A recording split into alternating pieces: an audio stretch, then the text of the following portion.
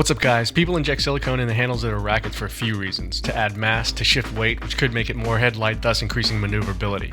Giving the racket a solid, dampened feel that absorbs a little more shock and possibly decrease some flutter due to off-center shots.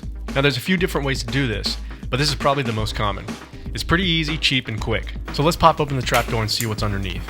This will vary from brand to brand. This Wilson frame has foam in the handle, which means we have some digging and removing to do. If you're lucky, your handle will be empty and you can skip this step.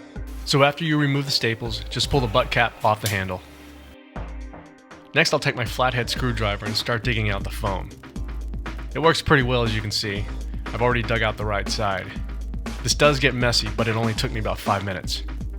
Okay, so now it's empty and we're ready to move on to the next step. Get a couple of cotton balls and stuff them down into the handle. This creates a dam between the handle and frame, so the silicone won't pour past the handle and into the frame. Use the screwdriver to shove it down in there. Take the other cotton ball and do the same.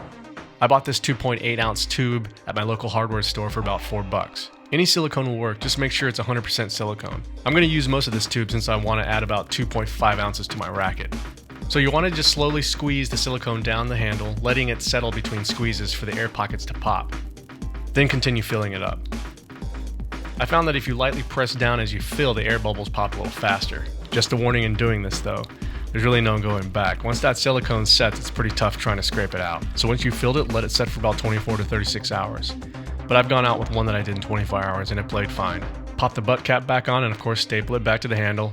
By the way, modding your rackets will not make you a better player or win more league matches. Slip the trapdoor back on and there you have it. Added about 2.5 ounces of silicone to the handle. As always, thanks for watching my vids and checking out my channel. Later!